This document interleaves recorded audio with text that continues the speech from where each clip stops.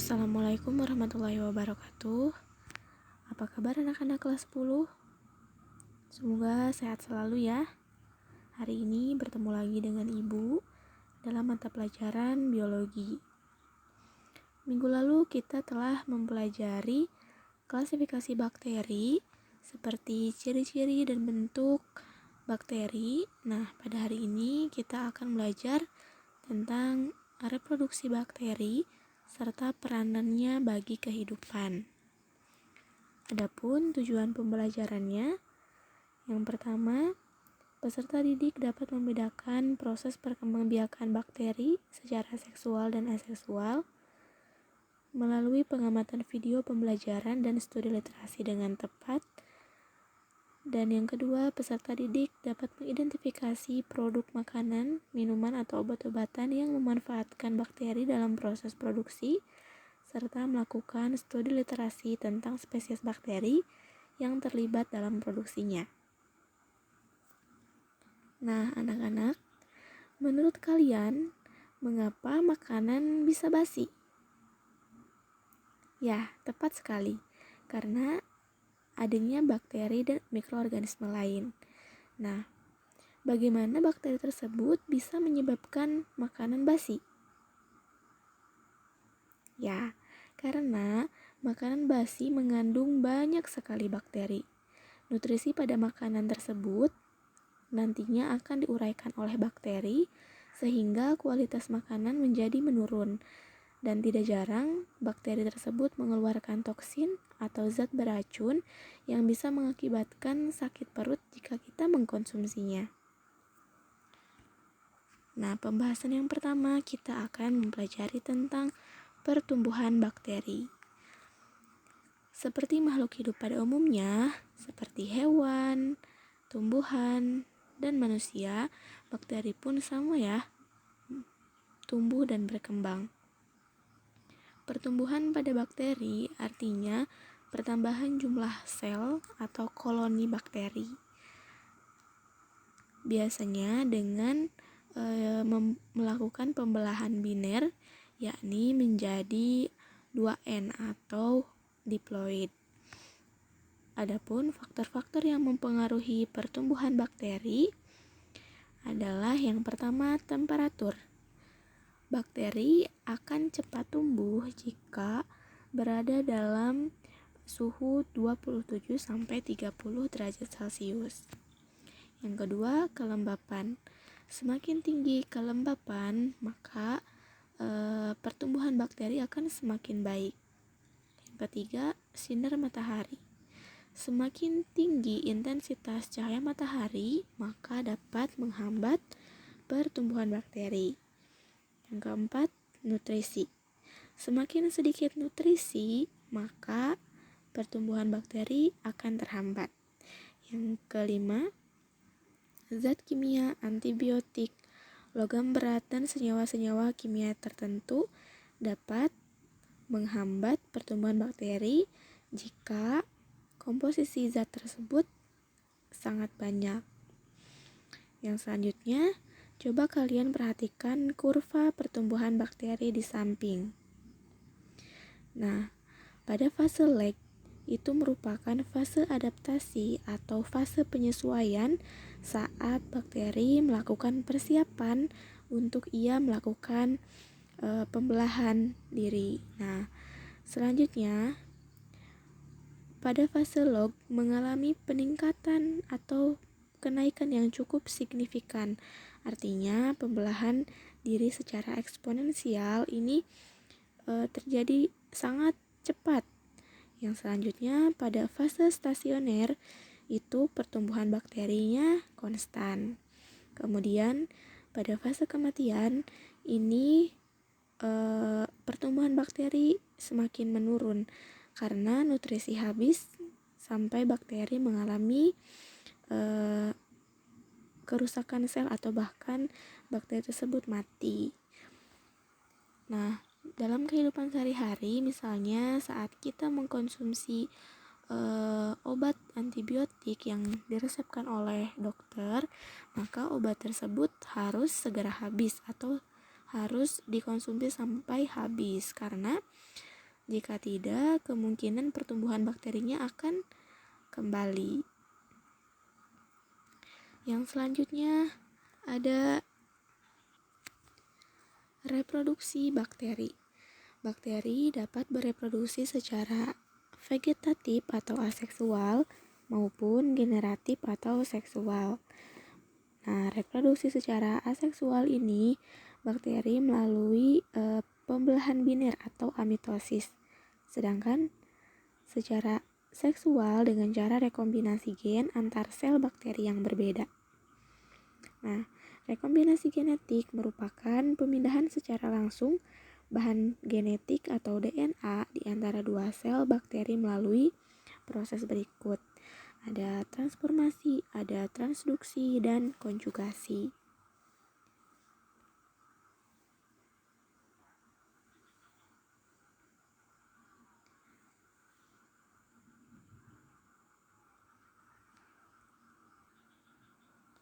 Nah, yang pertama ada transformasi, yakni perpindahan materi genetik berupa DNA dari sel bakteri yang satu ke sel bakteri yang lainnya.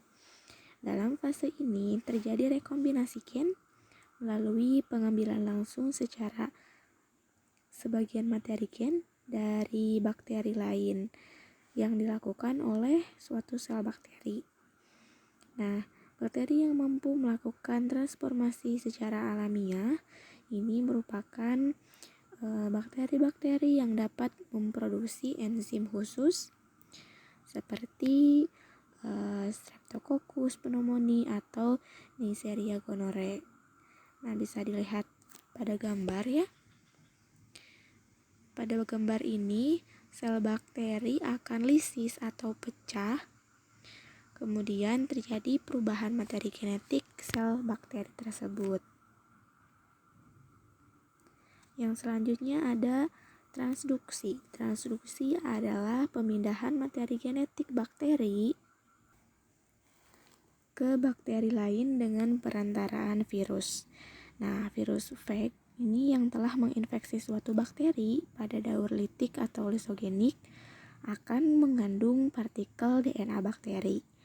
Jika virus phage tersebut menginfeksi bakteri lainnya, maka akan terjadi rekombinasi gen pada bakteri-bakteri yang terinfeksi phage. Nah, virus phage temperat atau virus yang dapat bereproduksi secara litik maupun lisogenik merupakan virus yang paling cocok untuk proses transduksi. Nah, bisa dilihat pada gambar. Ini ada bakteri donor, kemudian berubah, kemudian dimasuki oleh bakteri resipien sampai bakteri tersebut adalah hasil transduksi.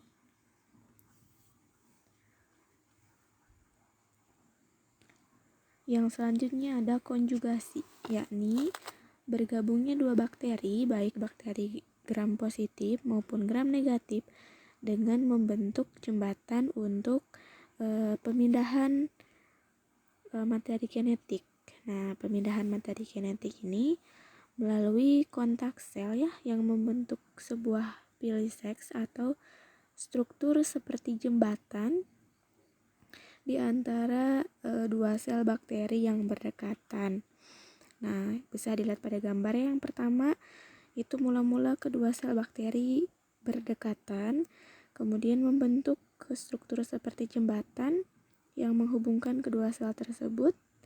Nah, transfer kromosom maupun transfer plasmid ini akan terjadi melalui jembatan konjugasi tersebut ya, atau jembatan pili. Nah, nantinya sel yang mengandung materi gen rekombinan akan memisah dan terbentuklah dua sel bakteri dengan sifat yang baru atau sifat rekombinan. Contoh bakteri yang mampu berkonjugasi ini misalnya Salmonella typhi dan Pseudomonas sp. Oke, yang selanjutnya ada pembelahan diri secara biner atau langsung. Artinya pada pembelahan ini sifat sel anak yang dihasilkan itu sama dengan sifat sel induknya. Nah, pembelahan binar ini artinya dari satu sel itu berubah menjadi 2 sel, kemudian dari 2 sel menjadi 4 sel, dari 4 sel menjadi 8 sel, dan seterusnya. Umumnya bakteri yang mampu membelah ini sekitar 1-3 jam sekali, itu contoh spesies Escherichia coli. Ia mampu membelah setiap 20 menit sekali. Yang selanjutnya yaitu peranan bakteri dalam kehidupan manusia. Seperti yang sudah kita ketahui ya, semua makhluk yang Allah ciptakan itu pasti akan bermanfaat untuk makhluk hidup lainnya. Begitupun dengan bakteri. Ini ada bakteri yang merugikan ya, ada bakteri yang menguntungkan. Nah, bakteri yang merugikan manusia, yang pertama itu ada patogen atau bakteri parasit yang dapat menimbulkan penyakit tertentu ya. Contohnya ada bakteri Mycobacterium. Ini bakteri yang menyebabkan penyakit TBC ya, atau tuberkulosis. Kemudian ada bakteri Salmonella. Ini merupakan bakteri yang menyebabkan penyakit tifus. Nah, dan yang ketiga ada jenis bakteri Vibrio ya. Penyakit yang ditimbulkannya yaitu kolera. Yang kedua ada parasit pada tumbuhan dan ternak. Contohnya ini ya, Bacillus anthracis, yaitu racun yang ditimbulkannya yaitu antraks pada sapi atau kerbau dan domba. Kemudian ada Actinomyces bovis, menyebabkan bengkak rahangnya pada sapi. Kemudian Brucella sp, brucellosis pada sapi ya, atau pada kambing dan babi. Ada juga Agrobacterium tumefaciens, yaitu menyebabkan kanker pada tanaman kopi, dan seterusnya ya, bisa kalian baca. Yang sampingnya juga sama ya, ada Clostridium tetani, penyakit merugikan ya, penyakit tetanus pada manusia. Ada Mycobacterium leprae, menyebabkan penyakit lepre atau lepra, dan seterusnya ya, bisa kalian baca. Yang selanjutnya ada peranan bakteri yang menguntungkan pada manusia ya. Selain bakteri yang merugikan, ada pula bakteri yang menguntungkan. Nah, yang pertama ada bakteri fermentasi. Bakteri ini biasanya digunakan untuk fermentasi makanan ya, seperti yogurt, keju, susu, dan lain sebagainya. Contohnya ada Lactobacillus bulgaricus dan Streptococcus thermophilus ya. Ini bakteri untuk membuat yogurt. Kemudian ada bakteri penghasil antibiotik. Ada Bacillus brevis yang menghasilkan terotrisin, kemudian Bacillus subtilis menghasilkan bacitracin, dan Bacillus polymixa menghasilkan polymyxin. Nah, ini contoh lain dari bakteri yang menguntungkan ya. Ada bakteri Rhizobium, yakni mengikat nitrogen pada akar polong-polongan. Ada Acetobacter pseudomonas, berperan dalam membuat nata de coco.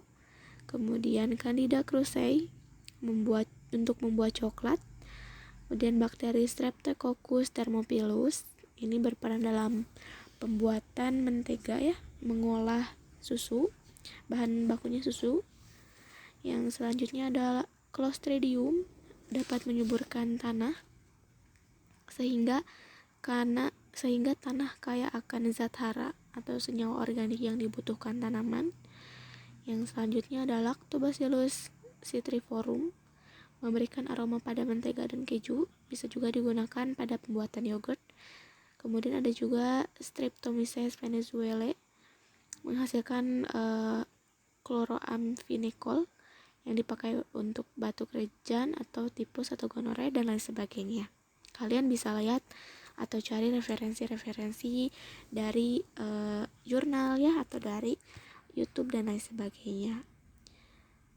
Yang selanjutnya, nah ini tabel bakteri ya, peran bakteri dalam produk makanan. Ada yogurt ya, ada mentega, terasi, asinan, dan lain sebagainya. Nanti kalian pelajari, ibu kasih PPT-nya nanti ya. Nah, selain bakteri menguntungkan untuk dijadikan bahan untuk mengolah makanan, ada juga bakteri yang menguntungkan lainnya. Nah, yang pertama ada bakteri pengurai, berperan dalam mineralisasi di alam. Nah, bakteri ini fungsinya untuk menguraikan organisme, misalnya tumbuhan yang sudah lapuk atau bangkai hewan, agar bangkai tersebut atau sisa-sisa organisme tersebut bisa terurai dan nantinya bisa bermanfaat untuk sebagai zat hara tanaman-tanaman yang ada di hutan misalnya, atau untuk mengembalikan ekosistem yang telah rusak. Yang selanjutnya ada bakteri nitrifikasi, yaitu bakteri-bakteri tertentu yang mampu menyusun senyawa nitrat dari amonia yang berlangsung secara aerob di dalam tanah. Yang ketiga ada bakteri nitrogen ya, bakteri yang mampu mengikat nitrogen bebas di udara. Nah, jadi contohnya polusi ya. Polusi kan terdiri dari berbagai macam senyawa ya, ada karbon, ada karbon dioksida ya, ada oksigen, ada nitrogen dan lain sebagainya. Nah, nantinya bakteri nitrogen ini akan mampu mengikat N atau nitrogen bebas di udara yang diubah nanti melalui metabolisme dalam selnya menjadi suatu senyawa yang akan bermanfaat untuk tanaman. Nanti tanaman akan menggunakan nitrogen tersebut ya yang sudah diolah oleh bakteri nitrogen menjadi zat yang bermanfaat oleh tumbuhan dalam proses fotosintesis. Yang keempat ada bakteri di usus. Nah, ini contoh bakteri baik. Ada bakteri Entamoeba-coli hidup di kolon ya atau di usus besar manusia. Fungsinya nanti untuk pembusukan sisa pencernaan yang akan diekstraksi sehingga menghasilkan vitamin B12, vitamin K dan vitamin-vitamin lainnya yang baik untuk tubuh, khususnya dalam proses pembukuan darah. Nah, yang selanjutnya adalah usaha menanggulangi bahaya bakteri yang merugikan. Nah, yang pertama ada sterilisasi, yaitu pemanasan menggunakan suhu atau panas yang bertekanan tinggi. Nah, artinya sterilisasi ini merupakan cara membebaskan suatu medium ya, ataupun alat atau juga bisa ruangan dari bakteri dan mikroorganisme lainnya. Biasanya dilakukan untuk mensterilkan peralatan, pakaian, atau ruang operasi ya agar pasien tidak terkena infeksi. Biasanya sterilisasi ruangan itu dilakukan dengan menggunakan disinfektan ya, misalnya dengan karbol. Sedangkan untuk sterilisasi alat dilakukan melalui pemanasan autoklav.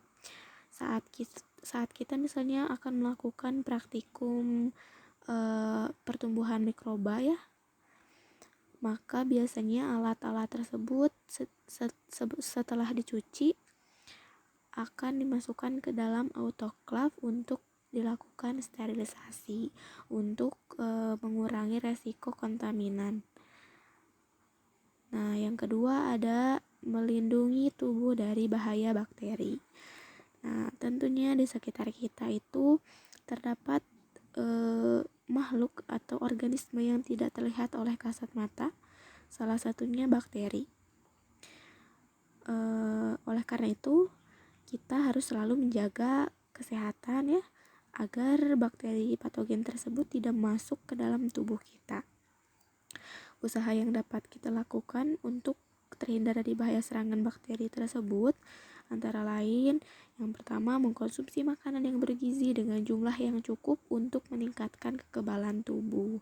Nah, kita sebaiknya mengkonsumsi makanan yang mengandung vitamin atau nutrisi yang baik dan menghindari makanan ya seperti makanan yang kurang sehat atau seperti junk food ya atau soft drink yang mengandung banyak kalori dan gula.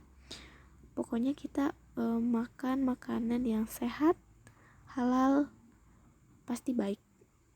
Nah, yang selanjutnya melakukan imunisasi untuk mencegah penyakit yang disebabkan oleh bakteri. Yang ketiga, menjaga kebersihan tubuh dan lingkungan sekitar ya. Tentunya karena apalagi sekarang kita sedang mengalami kondisi pandemi COVID, maka seharusnya kita meningkatkan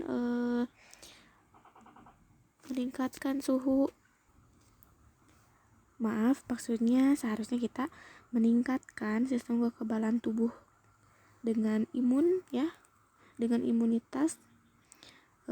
Salah satunya selalu menjaga kebersihan badan ya, mencuci tangan dengan sabun, kemudian menggosok gigi secara teratur, lalu berolahraga dan beristirahat yang cukup dan berkualitas.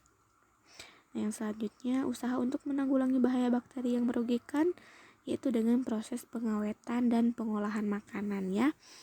Ada secara tradisional, ada konvensional ya.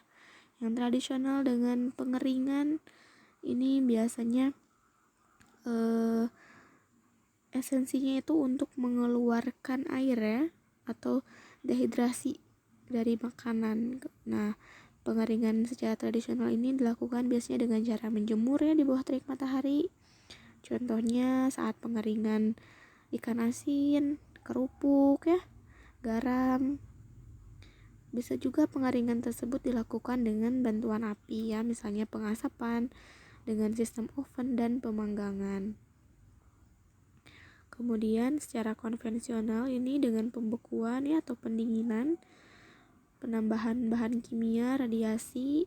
Nah, misalnya dengan penambahan zat kimia atau zat pengawet ya, bertujuan untuk mencegah pertumbuhan bakteri. Nah, zat pengawet ini terdiri dari biasanya senyawa organik dan anorganik dalam bentuk asam maupun garam. Sebaiknya kita menggunakan bahan-bahan pengawet yang alami saja ya. Bisa juga dengan bumbu dapur, misalnya dengan menggunakan garam ya, atau asam cuka, kemudian dengan bawang putih, cengkih, kunyit, jahe, atau dengan lada hitam. Selain itu dapat meningkatkan cita rasa makanan sebagai obat juga, kemudian antioksidan, juga dapat menghambat pertumbuhan bakteri tertentu. Nah, sedangkan pasteurisasi ini biasanya pengawetan yang dilakukan pada susu misalnya. Kemudian ada sterilisasi juga ya. Nah, sekian yang bisa Ibu sampaikan pada kesempatan kali ini.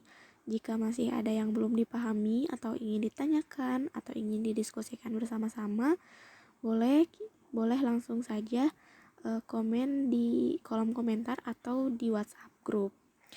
Mohon maaf bila Ibu banyak sekali kekurangan dan kesalahan. Sampai jumpa minggu depan. Tetap jaga kesehatan, tetap semangat untuk belajar. Wassalamualaikum warahmatullahi wabarakatuh.